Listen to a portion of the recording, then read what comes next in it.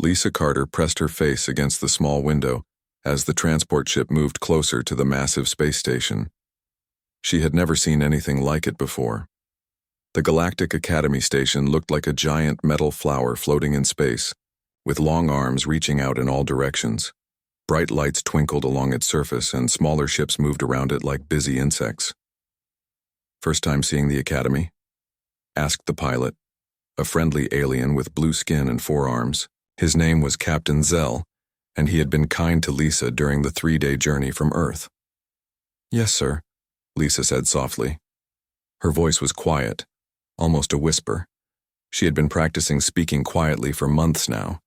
Back on Earth, her normal voice was too loud for most aliens to handle comfortably.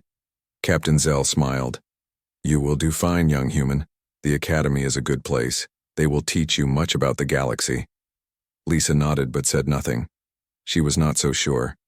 Everything she had read about the Academy made it clear that she would be different from everyone else. She would be the only human student there, the only one from what the galaxy called a death world. The transport ship docked with the station with a soft bump. Lisa gathered her small bag and followed Captain Zell to the exit. The moment the doors opened, she felt the difference. The gravity here was much lighter than on Earth. She had to be very careful with each step, or she might jump too high or move too fast. "Remember," Captain Zell said quietly, "move slowly. Think before you act. Your strength here is much greater than at home." Lisa nodded. She had trained for this for 6 months. She wore special weighted clothes under her academy uniform to help slow her down. She had practiced walking, sitting, and even riding with the lighter gravity, but it was still strange. The docking bay was huge and filled with beings she had only seen in pictures. Tall, thin creatures with silver skin moved gracefully through the air. Small, furry aliens scurried along the walls using tiny claws. A group of rock-like beings stood perfectly still near one wall, and Lisa wondered if they were actually alive or just statues. A voice called her name. "Lisa Carter?" She turned to see a woman walking toward her. The woman looked human, but Lisa knew she must be from one of the colonies. Her skin was slightly pale, and she moved with the easy grace of someone used to low gravity. "I am Amy Rodriguez," the woman said with a smile. "I am here to help you get settled. I have been at the Academy for 2 years now." Lisa felt a wave of relief. Finally, another human. "Nice to meet you," she said, remembering to keep her voice soft. Amy looked her up and down with understanding. "Eyes, first time off Earth?" "Yes, I thought so." "You are walking like you expect the floor to break under your feet." Amy laughed gently. "Do not worry, it gets easier. Come on, let me show you to your room." They walked through long corridors filled with students. Lisa tried not to stare, but it was hard. She saw beings that looked like walking plants, others that seemed to be made of living glass, and some that floated in the air without any visible means of support. What struck her most was how they all looked at her. Some stared with open curiosity. Others quickly looked away when she caught their eyes. A few seemed afraid. One group of tall, pale blue aliens stopped talking completely when she walked past and did not start again until she was far away. "They are Zentari," Amy explained quietly. "Very proud people. They think they are the most civilized race in the galaxy.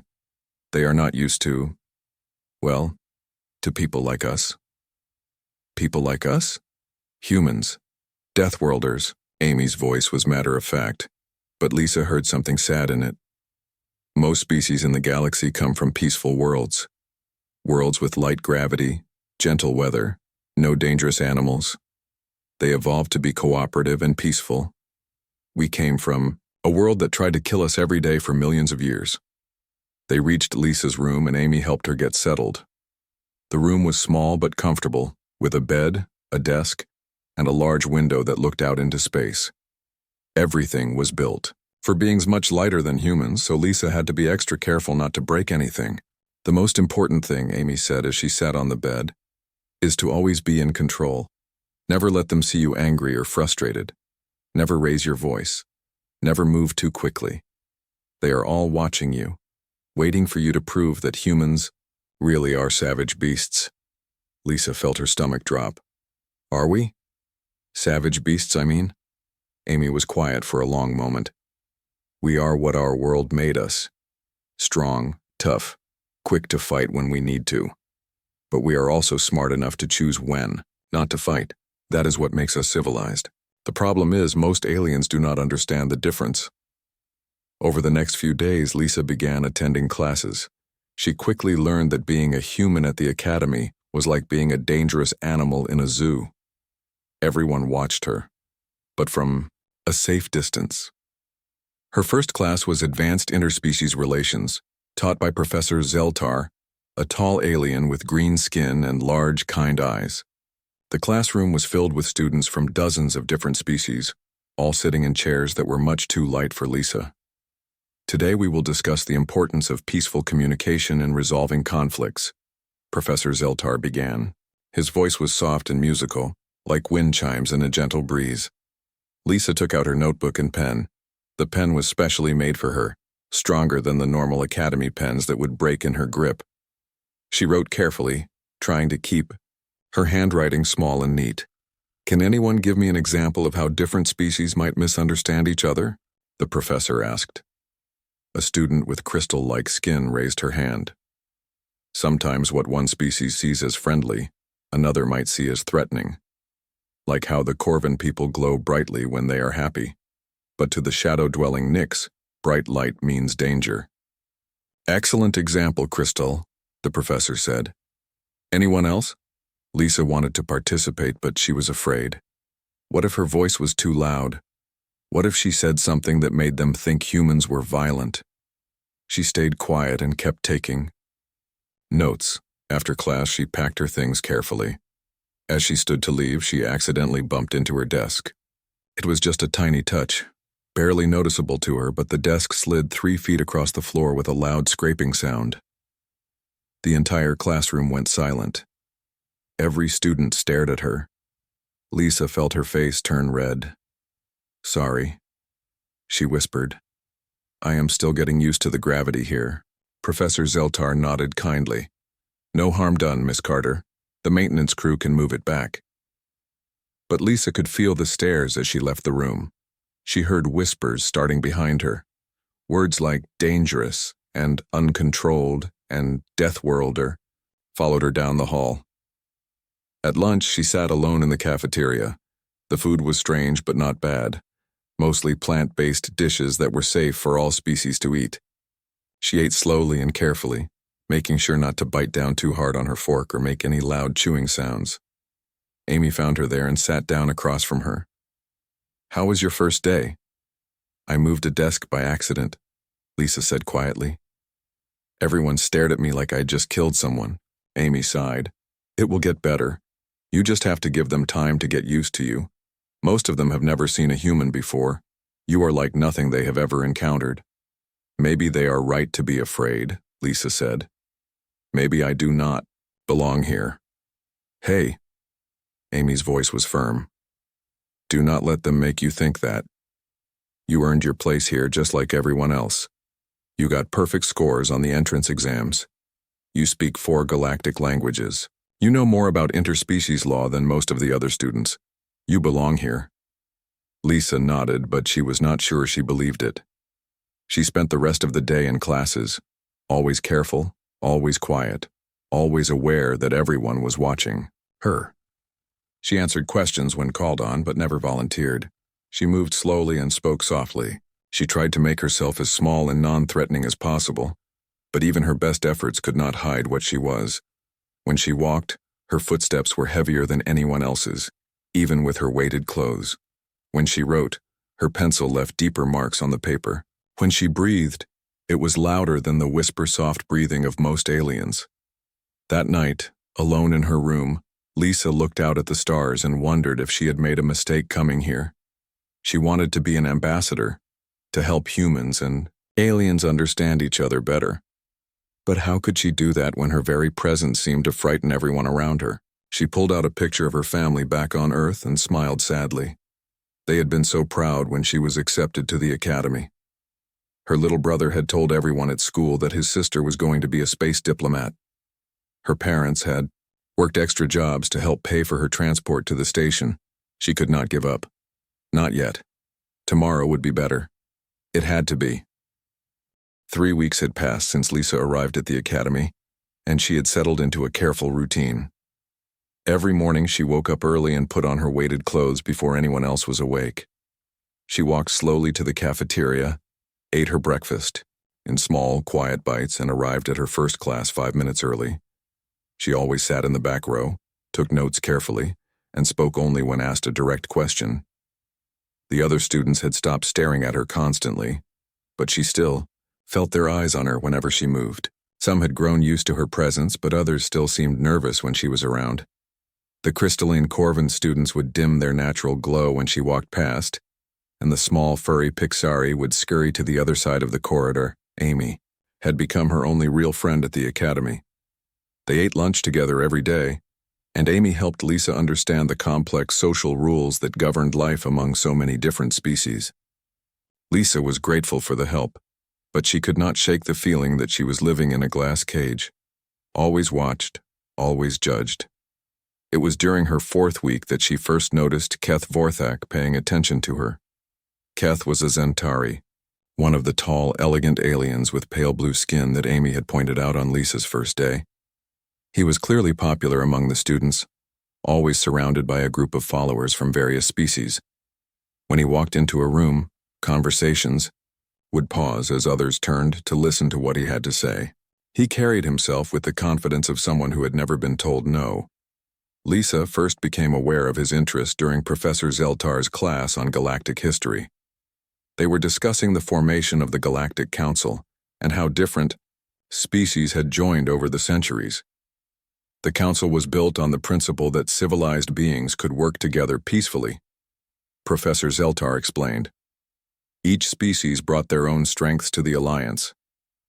The Corvin brought their artistic abilities, the Thraxan their military knowledge, and the Zentari their diplomatic skills. A student raised her hand. What about newer species? How do they prove they are ready to join? Good question, Mira, the professor said. New species must demonstrate that they have moved beyond their primitive origins. They must show that they can resolve conflicts without violence and work cooperatively with others. Lisa was taking notes when she felt someone watching her. She looked up to see Keth staring at her from across the room. When their eyes met, he smiled. But it was not a friendly smile. It was the kind of smile that made her stomach feel cold. After class, as students were packing up their things, Keth spoke loudly enough for everyone to hear.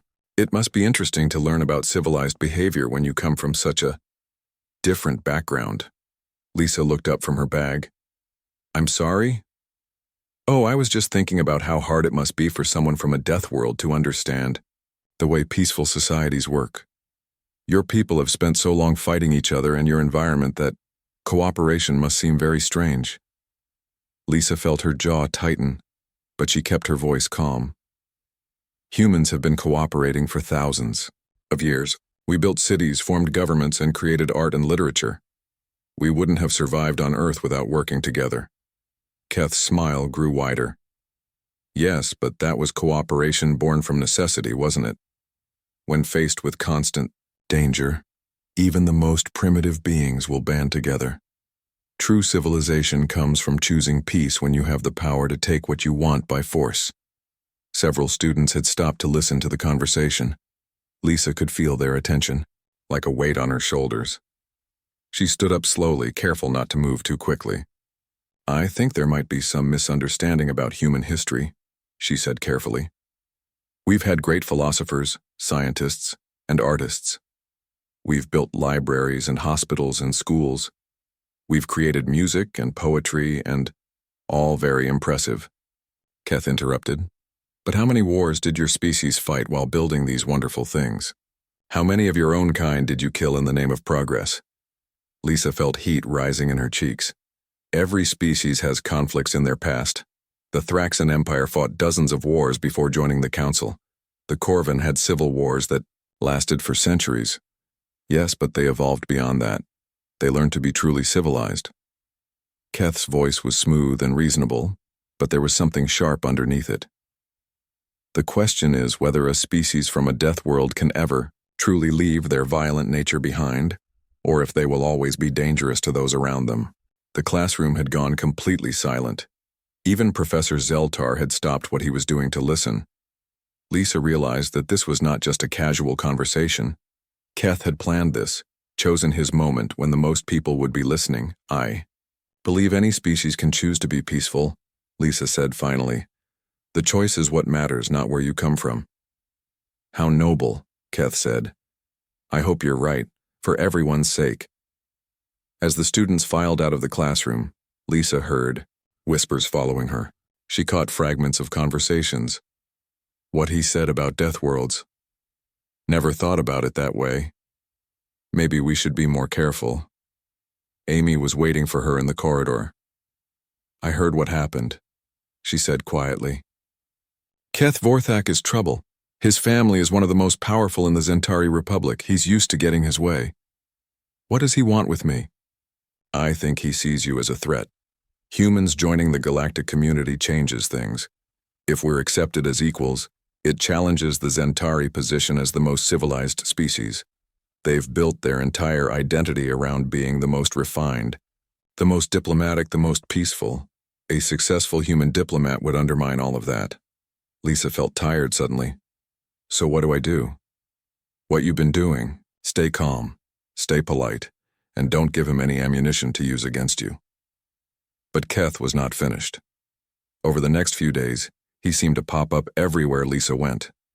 In the library, he would make comments about humans and their interesting approach to problem solving. In the cafeteria, he would loudly discuss the challenges of integrating less developed species into galactic society. He never mentioned Lisa by name, but everyone knew who he was talking about. The worst part was that he was smart about it. Everything he said was technically polite and could be explained away as academic curiosity, but the effect was clear. Students who had been starting to accept Lisa began to keep their distance again. Study groups that had included her suddenly became full. Conversations would stop when she approached. Lisa found herself eating alone again. She spent more time in her room, studying by herself instead of using the common areas. The careful progress she had made in fitting in began to unravel. It was Amy who finally confronted her about it. She found Lisa in her room one evening, hunched over her desk with textbooks spread around her. "You can't let him win," Amy said, settling into the chair across from her. "I'm not letting him win. I'm just being careful. You're hiding. There's a difference." Amy's voice was gentle but firm. "Lisa, you earned your place here. Your test scores were better than 90% of the other students. You speak more galactic languages than most of the faculty. You know interspecies law better than some of the professors. Don't let one prejudiced alien make you forget that." Lisa looked up from her books. "But what if he's right? What if I am too dangerous to be here? What if I'm just fooling myself, thinking I can be a diplomat? Do you want to hurt anyone here?" "Of course not." "Have you hurt anyone here?" "No, but nothing. You've been here for a month and you've been nothing but polite and respectful. You've helped other students with their studies. You've participated in class discussions. You've followed every rule and regulation. The only person who has a problem with you is Keth, and that's because you threaten his worldview." Lisa was quiet for a long moment. "He's good at this, at making people doubt. Even I'm starting to wonder if maybe humans aren't ready for this. That's exactly what he wants. He wants you to doubt yourself so much that you'll leave on your own. Then he can tell everyone that he was right, that humans can't handle civilized society." "So what do I do?" Amy leaned forward. "You keep being yourself. You keep proving him wrong every day just by being here. And you remember that for every person he turns against you, there are others who are watching to see what humans are really like. Don't let him speak for all of them." The next morning, Lisa made a decision. Instead of eating breakfast in her room, she went to the cafeteria. Instead of sitting alone, she joined a table of students from her xenobiology class. When they looked, surprised to see her, she smiled and asked if she could sit with them. "Of course," said Zara, a friendly student with scales and large eyes. We were just discussing the assignment on atmospheric adaptation. As they talked, Lisa noticed Keth, watching from across the room. He was sitting with his usual group of followers, but his attention was focused on her table. When he saw her looking, he raised his cup in a mocking toast and smiled. Lisa turned back to her new table companions and continued the conversation about atmospheric pressure and oxygen levels. But she could feel Keth's eyes on her, and she knew this was far from over. That afternoon in Professor Zeltar's class, Keth raised his hand during a discussion about conflict resolution. Lisa stared down at the broken pencil in her hand. The wooden shaft had snapped cleanly in two, leaving her holding the pieces. Around her, students were discussing Professor Zeltar's question about conflict resolution, but all she could hear was the blood rushing in her ears. She quickly put the broken pieces in her bag and pulled out another pencil. This one was made of stronger material, designed specifically for human use.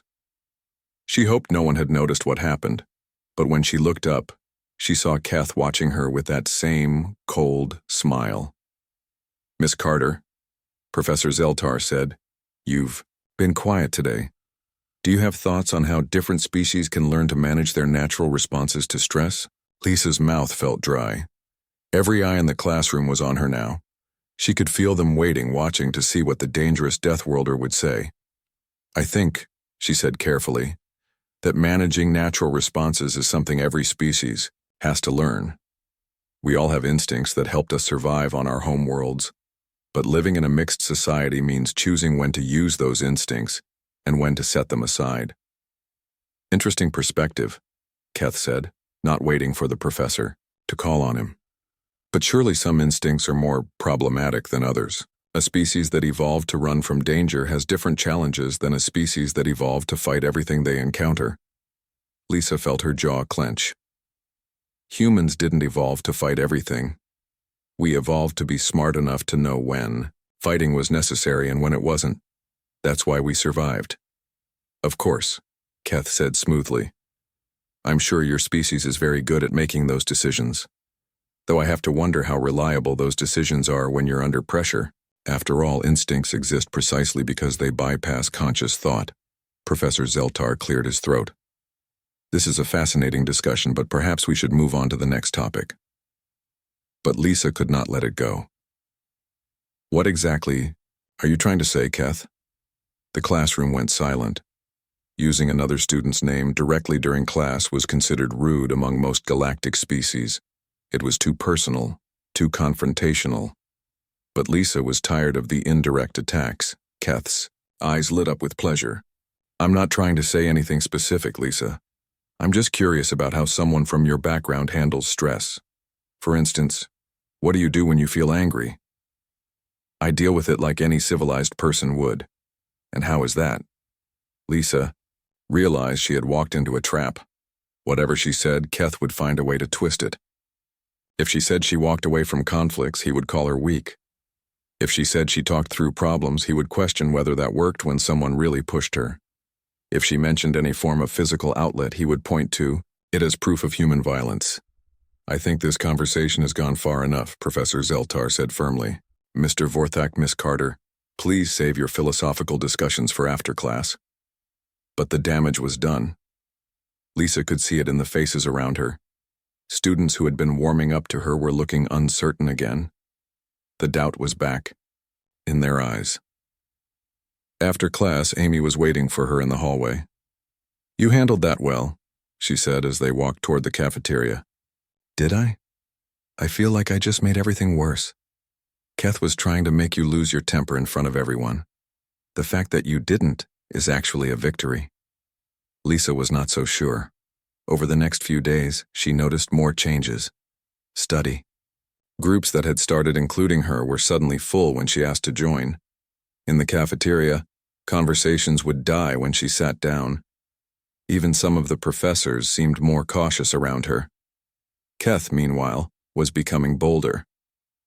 He started organizing what he called cultural discussion groups that met in the common areas. Officially, they were about sharing different perspectives on galactic civilization. In reality, they were sessions where Keth could spread his views about primitive versus advanced species. Lisa tried to ignore these gatherings, but they were hard to avoid. Keth would speak loudly enough for her to hear even when she was trying to study in the corner of the room. The thing about truly civilized species, she heard him say one evening, is that they evolved past the need for violence. When you come from a peaceful world, cooperation is natural. When you come from a death world, you have to fight those violent instincts every day. The question is whether that fight ever really ends. Several students nodded thoughtfully.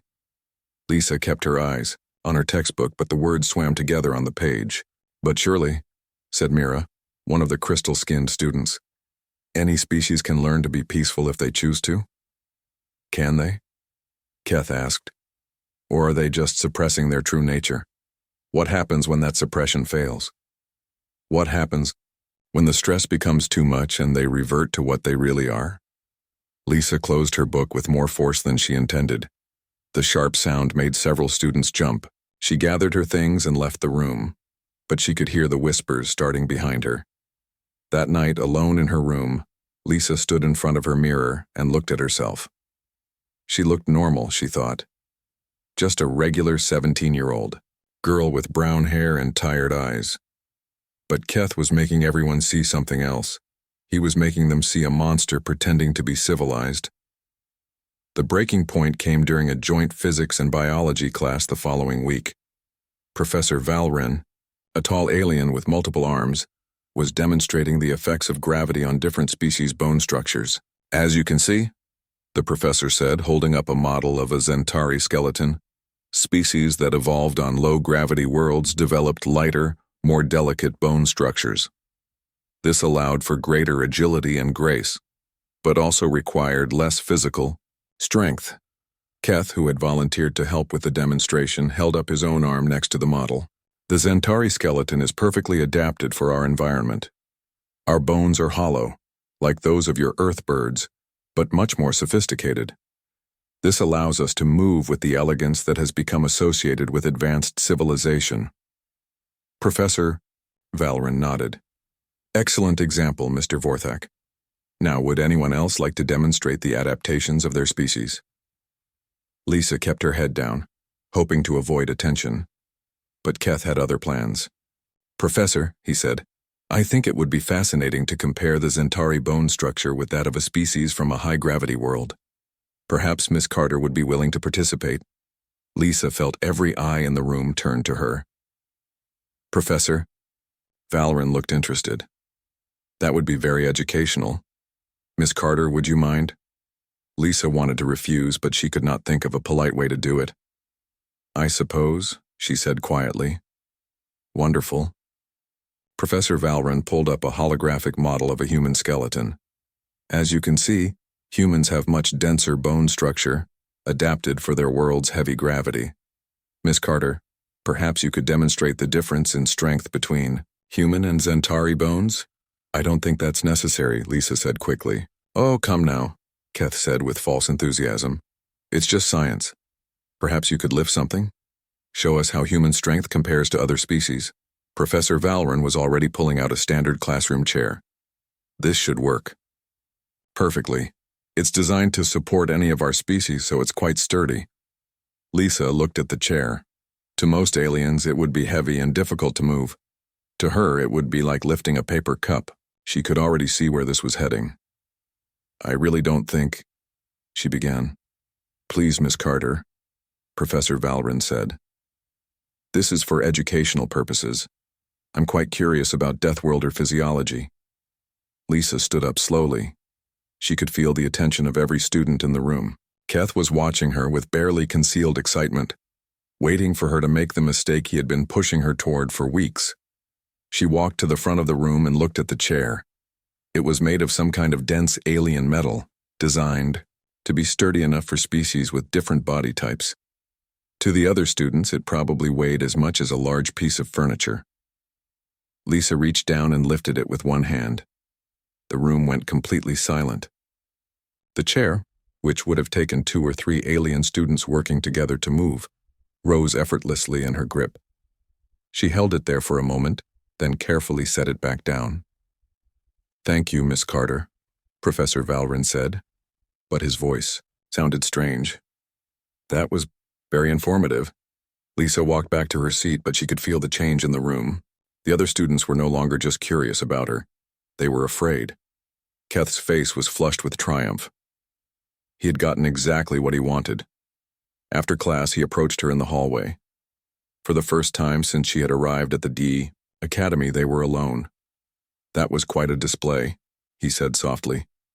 Very educational. It was just a demonstration, Lisa replied, but her voice lacked conviction. Was it? Because what I saw in there was a predator showing off her strength. What I saw was exactly what I've been warning everyone about. Lisa felt something cold settle in her stomach. I was just following the professor's instructions. Of course you were. But now everyone knows what you're really capable of. Now they understand what I've been trying to tell them. Keth stepped closer, and Lisa noticed that his hands were shaking slightly. He was afraid of her too, but he was hiding it behind his confidence. You don't belong here, Deathworlder. This is a place for civilized beings, not for monsters pretending to be students. The days after the classroom demonstration felt different to Lisa. Students who had been slowly warming up to her now avoided her completely. In the cafeteria, entire tables would empty when she sat down. In the library, the quiet conversations would stop when she walked past. Even the professors seemed more careful around her, watching her movements with nervous eyes. Keth, meanwhile, was thriving. His cultural discussion groups had grown larger, and he was being invited to speak at formal academy events. Lisa often saw him surrounded by clusters of students, all listening intently as he spoke about the challenges of integrating primitive species into galactic society. It's not their fault, she heard him say one evening as she walked past his group in the common room. Deathworld species can't help their violent nature. It's written into their very bones, their muscles, their reflexes. The question is whether it's fair to the other students to expose them to that kind of danger. Lisa kept walking, but the words followed her down the hallway. She knew he was talking about her, and she knew everyone else knew it too. Amy tried to keep her spirits up, but even she seemed worried. Maybe you should talk to the administration, she suggested one evening as they sat in Lisa's room. Tell them what Keth is doing. And say what? That he's being mean to me? Lisa shook her head. Everything he says is technically true. Humans are stronger than most galactic species. We do come from a death world. We do have violent instincts. I can't argue with facts. But he's twisting those facts to make you look dangerous. Maybe I am dangerous, Lisa said quietly. Maybe he's right about everything. Amy was quiet for a moment. Do you remember why you wanted to come here? To be a diplomat. To help humans and aliens understand each other. And do you still want that? Lisa looked out her window at the stars. I don't know anymore. How can I represent humanity when I can barely handle one prejudiced alien?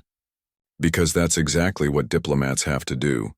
They have to stay calm when people are trying to provoke them. They have to find ways to build bridges, even when others want to burn them down.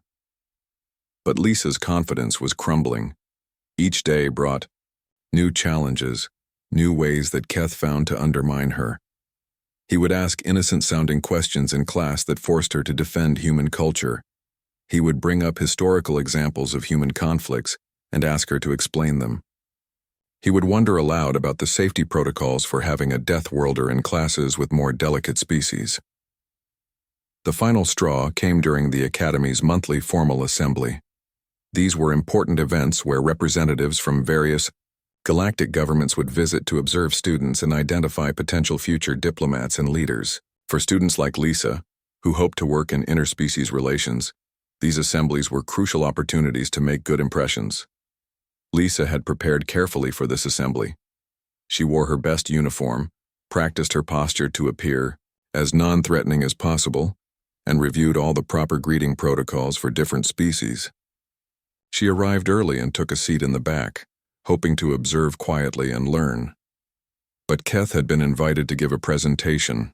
The topic, announced by Dean Mortax, was Maintaining Civilized Standards in Galactic Education. Lisa felt her stomach drop as Keth walked to the front of the assembly hall, his pale blue skin gleaming under the lights, his movements graceful and elegant. "Honored guests, fellow students," Keth began, his voice carrying easily through the large hall. "Today I want to talk about something that affects us all, the challenge of maintaining the high standards that have made galactic civilization possible." Lisa watched as several alien dignitaries nodded approvingly.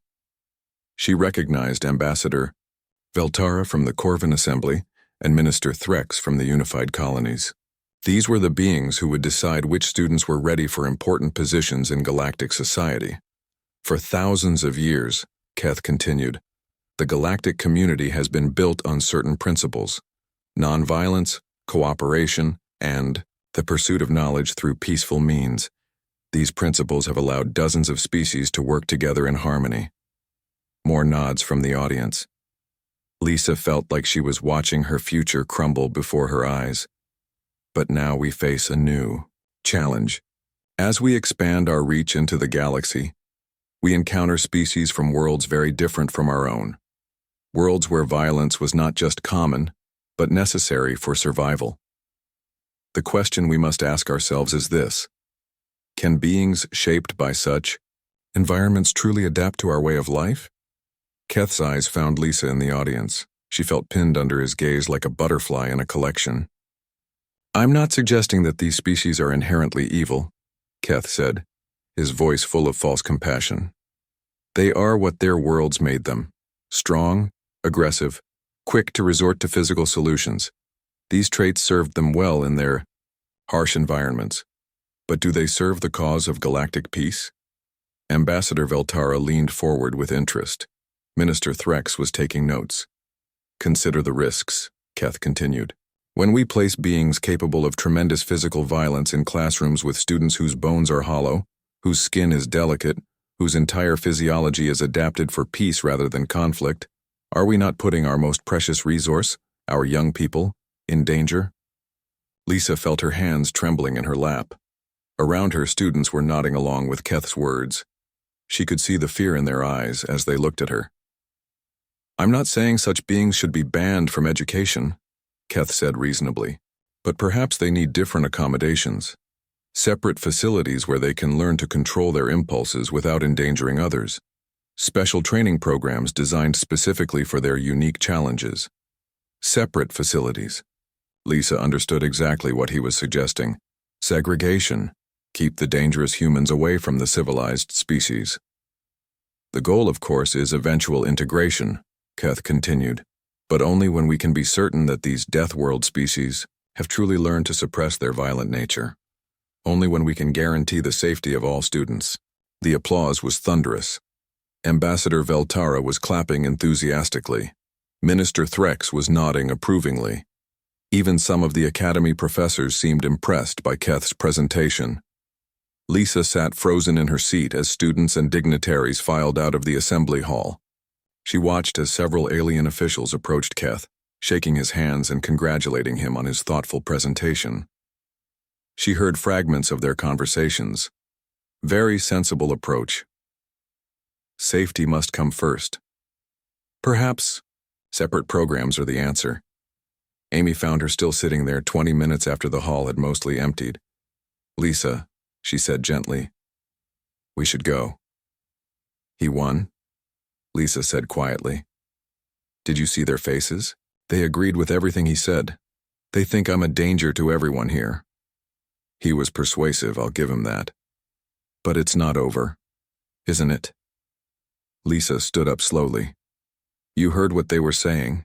Separate facilities, special programs. They want to lock us away from the rest of galactic society until we prove we're safe. And how do we prove we're safe? By being weak enough that we're not a threat anymore."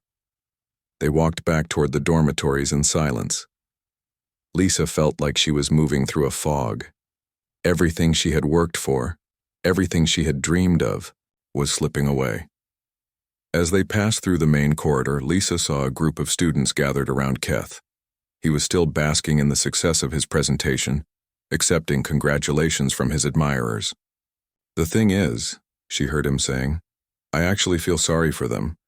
It's not their fault they evolved on such a horrible world. But feeling sorry for someone doesn't mean you should put yourself in danger to help them. One of his followers, a tall Thraxan student, nodded eagerly. You're absolutely right. We have to think about our own safety first. Exactly, Keth said. Compassion is a virtue, but it shouldn't come at the cost of our lives. Lisa stopped walking. Amy noticed and turned back to her. Lisa? What's wrong? But Lisa was staring at Keth and his group. Something inside her chest felt tight and hot. For weeks she had listened to his attacks, his implications, his carefully worded suggestions that she was a monster pretending to be civilized. She had stayed quiet, stayed polite, stayed in control. But hearing him talk about compassion while destroying her future was too much. She took a step toward the group. Amy grabbed her arm. Lisa, don't. This is what he wants. He's trying to provoke you. I know what he's trying to do, Lisa said, her voice still quiet, but with something new underneath it. Something that made Amy let go of her arm. Lisa walked toward Keith's group. The conversations died as students noticed her approach. Keth turned to face her, and she saw the excitement in his eyes. This was the moment he had been building toward for weeks. Lisa, he said with false warmth. I hope you found my presentation educational. I did, Lisa said. I learned a lot about fear. Fear? Yes. I learned that some beings are so afraid of strength that they would rather lock it away than try to understand it. I learned that some people would rather judge an entire species based on their own prejudices than actually get to know them. Keth's followers shifted nervously. This was not the explosive outburst they had been expecting. I'm not afraid of you, Keth said, but his voice was less steady than before. The corridor had filled with students and faculty. Word of the confrontation between Lisa and Keth was spreading quickly through the academy. Even some of the visiting dignitaries had stayed to watch, their alien faces showing curiosity and concern. Lisa could feel all their eyes on her. This was the moment Keth had been building toward for weeks. He had pushed and prodded and attacked until he had finally gotten her to respond publicly. Now everyone would see what he claimed humans really were underneath their civilized masks. You want to know what happens when I get angry?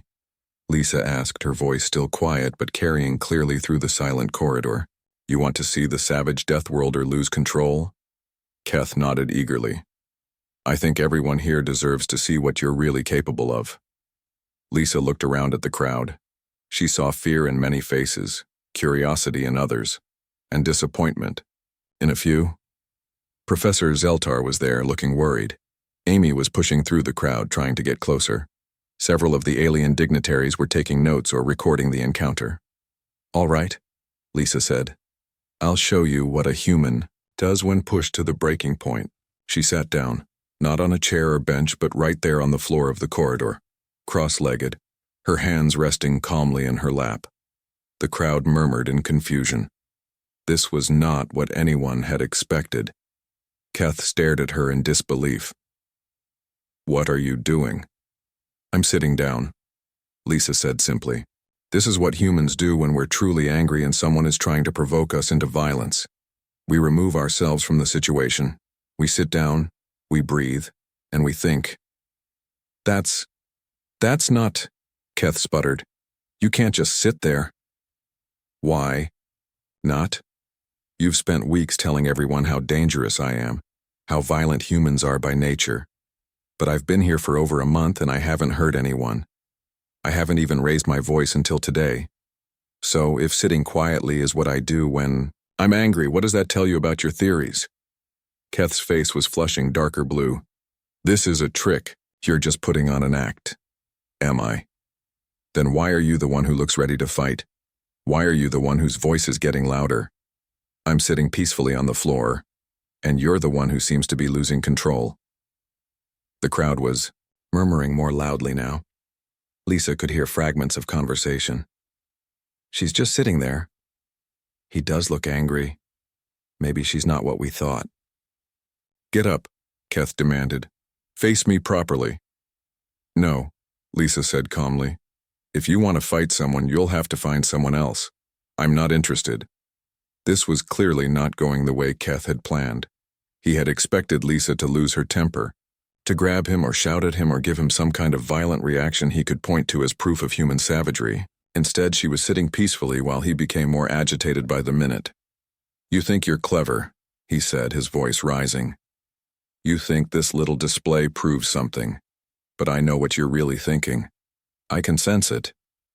Keth was Zentari, and Zentari had telepathic abilities. He had been using them throughout their confrontation, trying to read Lisa's emotions and push her toward an outburst. But something was wrong. What he was sensing from her was not what he expected. "You want to hurt me?" he said, pressing his telepathic probe deeper into her mind. "I can feel it. You want to grab me and throw me across the room. You want to show everyone how strong you are." Lisa's expression didn't change. "Of course I do." The admission sent a ripple through the crowd. Several students stepped back. "You see?" Keth said triumphantly. "She admits it. She wants violence." "Yes," Lisa said quietly. "I want to stand up and show you exactly what a human is capable of when someone pushes us too far. I want to demonstrate the strength that evolution gave us to survive on a world that tried to kill us every day. I want to prove that all your fear is justified." The crowd was completely silent now. "But I'm not going to do any of those things," Lisa continued, "because wanting something and choosing to do it are different things. Because being capable of violence doesn't make you violent. Because real civilization isn't about being too weak to fight. It's about being strong enough to choose not to." Keth's telepathic abilities were working overtime now, and what he was sensing was making him increasingly uncomfortable. Lisa's emotions were completely controlled. She was angry, yes, but it was a cold, focused anger. She was disappointed, frustrated, and hurt by weeks of systematic persecution. But underneath all of that was something that terrified him. Absolute certainty. She knew exactly what she was capable of. She knew precisely how much damage she could do if she chose to. And she was choosing not to. That's not... You can't just... Keth was struggling to find words. His entire worldview was built on the idea that primitive species couldn't truly control their violent impulses. Lisa's calm defiance was undermining everything he believed about civilization and strength. "I can't just what?" Lisa asked. "I can't choose to be peaceful? I can't decide that your opinion of me isn't worth compromising my principles? I can't sit here quietly while you make a fool of yourself? Fight me," Keth demanded, his voice cracking. "Stop hiding behind this act and show everyone what you really are." "This is what I really am," Lisa said. "This is what humans really are. We're strong enough to tear apart most beings in this galaxy with our bare hands, and we choose not to. We're tough enough to survive in environments that would kill most species in minutes, and we use that toughness to protect others instead of dominating them. We evolved from predators and warriors, and we decided to become diplomats and explorers. Instead, the crowd was murmuring again, but the tone was different now. Some of the alien dignitaries were looking thoughtful. Professor Zeltar was smiling slightly. Even some of the students who had been avoiding Lisa were looking at her with new respect. But Keth was losing control completely. His careful diplomatic mask was slipping, and the real him was showing through. His telepathic abilities, meant to be used for communication and understanding, were now being turned toward attack. "Shut up," he snarled, pushing his mental probe deeper into Lisa's mind. "You don't know anything about civilization. You're just a savage pretending to be something you're not." Lisa's calm expression flickered for the first time. Telepathic intrusion was considered a serious violation among galactic species. It was the mental equivalent of physical assault. "Keth," she said quietly, "get out of my head." "No," he said, pouring more of his mental energy into the attack. "I'm going to show everyone what you're really thinking. I'm going to make you feel the fear and disgust you deserve to feel about your own nature." Lisa's hands clenched slightly in her lap, but she remained sitting. "Get out of my head now." But Keth was past listening. Weeks of frustration at his inability to provoke her, combined with the humiliation of having his worldview challenged in public, had driven him beyond reason. He was using his telepathic abilities like a weapon, trying to force Lisa to experience emotions that weren't her own. "I'll make you see yourself the way we see you," he hissed. "A monster, a savage, a creature that doesn't belong among civilized beings." The telepathic assault was like having someone else's hands inside her brain, trying to rearrange her thoughts and feelings. It was violation on the most fundamental level possible. Lisa had endured weeks of insults, systematic isolation, and public humiliation. But this crossed a line that even her diplomatic training couldn't ignore. She stood up. The movement was fluid and controlled, but there was something in it that made the entire crowd take a collective step backward. For the first time since arriving at the academy, Lisa wasn't trying to hide her physical capabilities or move carefully to accommodate others. "I asked you twice to get out of my head," she said, her voice still quiet but carrying a new edge. "You chose not to listen." She reached out with one hand and placed it gently on Keth's chest. To any human watching, it would have looked like the lightest possible touch. The kind of gesture you might use to get someone's attention. But Keth weighed 60 pounds in the Academy's low gravity, and his bones were hollow and delicate. The gentle push sent him flying backward across the corridor like he had been shot from a cannon. He hit the reinforced wall 20 feet away with a sickening crack and crumpled to the floor, his spine broken, his telepathic attack cut off instantly. The corridor erupted in screams and chaos. Students scattered in all directions. Security alarms began blaring. Medical teams were called over the intercom. But Lisa simply sat back down in the same cross-legged position, her hands folded calmly in her lap. "I asked him to stop," she said, quietly to Amy, who had finally reached her through the chaos. "I warned him twice. Security officers arrived within minutes, followed by medical teams and academy administrators. As they carefully moved Keth to the medical bay, his spine already being stabilized by advanced alien medical technology, Dean Mortax approached Lisa. "Miss Carter," he said carefully, "I need you to come with me." Lisa nodded and stood slowly. As she walked through the crowd of shocked students and faculty, she heard the whispers starting behind her. But they were different now. There was fear, yes, but also something new, respect. Amy caught up to her in the corridor. "Lisa, are you all right?" Lisa stopped and looked back at the scene behind them. Keth was being loaded onto a medical transport, alive but paralyzed,